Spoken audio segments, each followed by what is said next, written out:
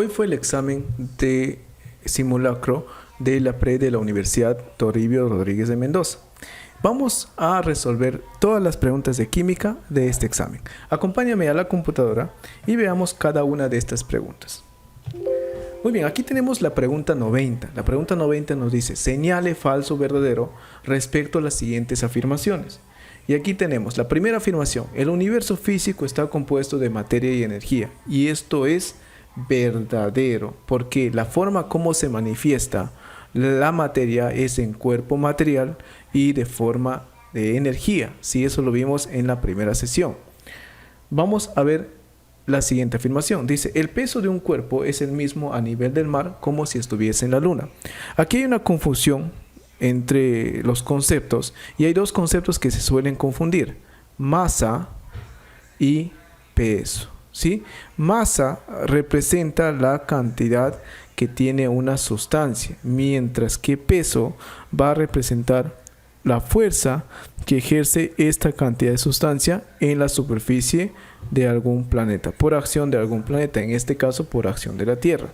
Y tenemos acá, por ejemplo, yo podría decir 1 kilo en cantidad, 1 kilogramo de azúcar, y aquí podría decir, por ejemplo, 1 kilogramo fuerza de azúcar. El primero es masa, el segundo es peso. La cantidad de masa de 1 kilogramo de azúcar es lo mismo aquí, en la Luna, en Marte, en Júpiter, donde sea. Pero 1 kilogramo fuerza de azúcar es diferente aquí en la Tierra o en la Luna, porque se debe a la acción de la fuerza de gravedad. ¿Sí? Hay que tener presente eso. Y esto sería falso. Vamos con la tercera afirmación. Los gases poseen volumen pero no masa. El volumen y la masa son propiedades generales, ¿sí? Y se encuentran indistintamente de la naturaleza del cuerpo, del estado físico del cuerpo, en todos los cuerpos materiales. Por lo que esta afirmación sería simplemente falso. Verdadero, falso, falso. La alternativa es la letra D. Pregunta número 91. Y esta pregunta dice, el neutrón fue descubierto en 1932. Según la historia que repasamos en la primera sesión, fue descubierto por Chadwick, ¿sí? En 1932. Veamos ahora cada una de las alternativas y discutamos estas alternativas. La alternativa A dice Dalton. Recuerda que Dalton lo que decía eran 4 propuestas. La primera propuesta es que la materia está constituida por partículas diminutas. La segunda afirmación decía que la materia, que un elemento químico, los átomos de un elemento químico son iguales entre sí. La tercera propuesta decía que los elementos químicos en reacción químicas van a formar compuestos en proporciones definidas, ¿sí? Y la última es que en reacción química los átomos solo van a hacer ruptura y formación de nuevos enlaces. Eso es Dalton. Ahí no habla de partículas cargadas, ni positiva ni negativamente. Thomson es el que descubre el electrón y crea su famoso modelo del pudín de pasas, de una partícula cargada positivamente con incrustaciones de los electrones. Rutherford es el que descubre los protones dentro del núcleo atómico y descubre que el núcleo atómico es la parte muy pequeña del átomo cargada de forma positiva.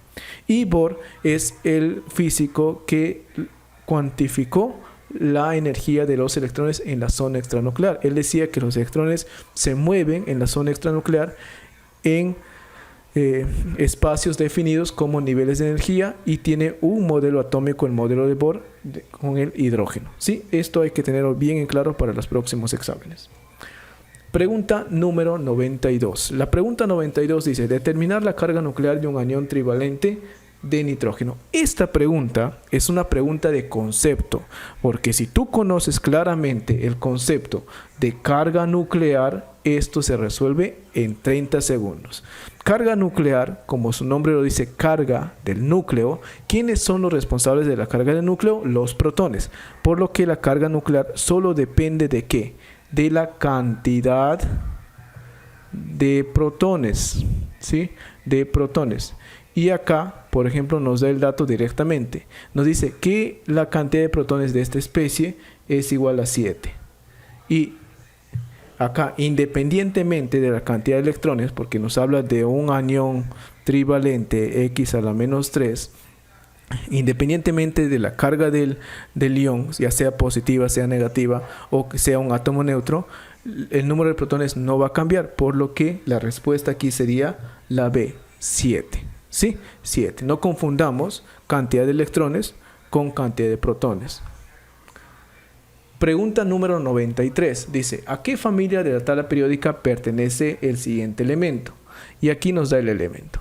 X, 17, 35. Recordemos algo muy importante. Los elementos químicos están ordenados en la tabla periódica en función creciente a su número atómico o su carga nuclear. ¿Sí? Por eso nos vamos a fijar en la configuración electrónica. Entonces, este elemento, su carga nuclear, nos da aquí, recuerda la ubicación del núcleo, esta carga nuclear que es 17. Entonces, digo el elemento de Z igual a 17, voy a hacer su configuración electrónica. Y aquí completamos. Según nuestra memotecnia, decimos si, sopa, ¿no? Y ahí quedamos. Y completamos los electrones. Completo los electrones acá. 1s2, 2s2, 2p6, 3s2, 3p, 3p5. Esta es la configuración electrónica.